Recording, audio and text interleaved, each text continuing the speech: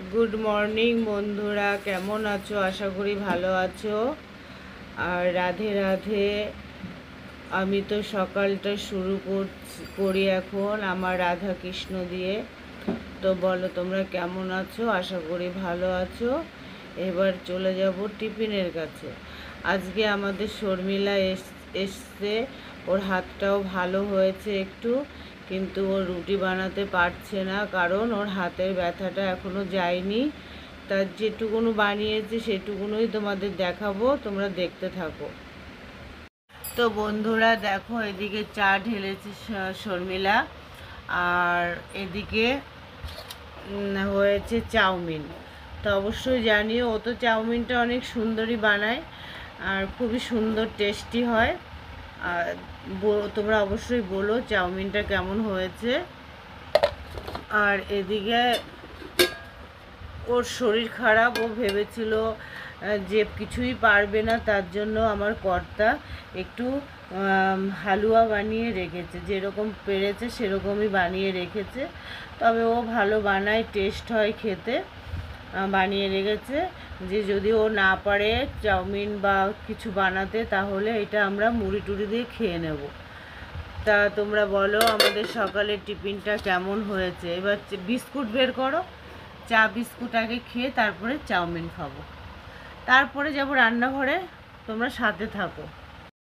তো বন্ধুরা সরাসরি চলে এসেছি রান্নাঘরে। তো এগুলো তোমরা কি চেনো? অবশ্যই চিনবে। এগুলোকে কুন্দ্রু বলে। তা আমি ঝাল খেতে পাচ্ছি না ভালো, তাই আমি আস্তে আস্তে ঝাল একটু ভেঙে দিয়েছি। আর এই কুন্দ্রুটা আমি ভাজি করব। পেঁয়াজ কেটে নিয়েছি, একটু রসুন বেছে নিয়েছি। আর এদিকে ডিম করব আমি, ডিম ভাজা হয়ে গেছে।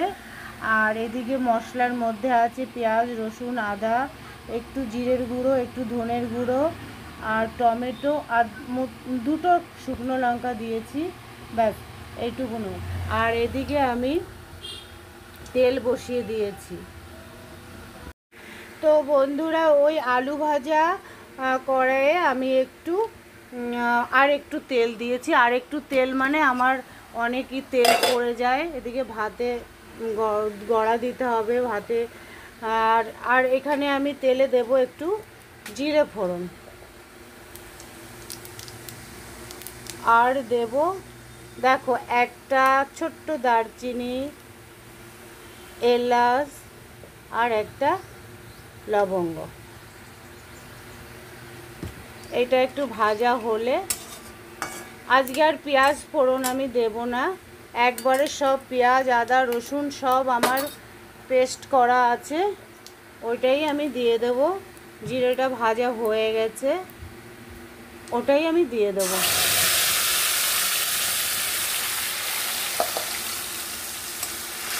এটা ভালো করে কষিয়ে তো বন্ধুরা এই পর্যায়ে দিয়ে দেব পরিমাণ মতন লবণ, আর দিয়ে দেব পরিমাণ মতন হলুদ। বেশি হলুদ দেওয়া যাবে না, গন্ধ লাগতে পারে। এবার ভালো করে এটা একটু কষিয়ে তারপরে দিয়ে দেব আলু ডিম একসঙ্গে কষিয়ে, ব্যাস হয়ে গেল ডিমের ঝোল। তবে মশলাটা অনেক সুন্দর করে কষাতে হবে। এদিকে আমার ভাতও প্রায় হয়ে এসছে।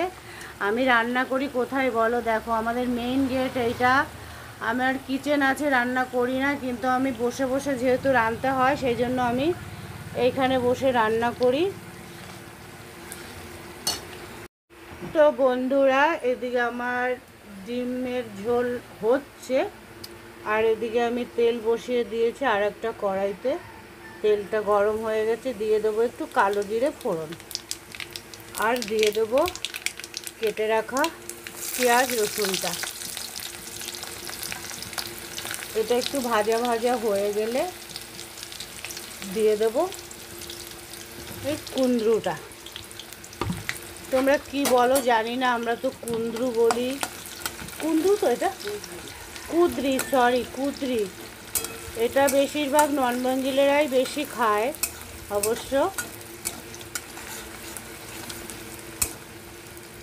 ভাজা হতে থাকুক। তো বন্ধুরা, রান্না আমার কমপ্লিট হয়ে গেছে। তো নর্মালিভাবেই তো রান্না করেছি, তো এটা রান্না দেখানোর তো কিছুই ছিল না। এদিকে ডিমের ঝোল একটু আমি কষা কষাই করেছি, আর এদিকে আমি কুন্দ্রি বলে না কি বলে জানি না, এটা আমি ভেজেছি। তা ভাজাটা এরকম দেখাচ্ছে কেন কালার বুঝতে পারছি না, খুব সুন্দরই ভাজা হয়েছে। তো এটা কালো জিরে, রসুন, পেঁয়াজ দিয়ে, লঙ্কা দিয়ে ভেজেছি। তা অবশ্যই তোমরা জানিও আমার রান্না কেমন হয়েছে। আর এদিকে ভাতও হয়ে গেছে, আর এদিকে মেঘও করেছে খুব। তো আজকের মেনু আমাদের এইটুকুনই, ডিমের ঝোল আর কুঁদরি ভাজা, আর কিছু না। তো এখানে আমার ভিডিওটা শেষ করছি। ভালো থেকো, সুস্থ থেকো, আর অবশ্যই লাইক কমেন্ট শেয়ার করো ভালো লাগলে। শুভ দুপুর, বাই, টাটা।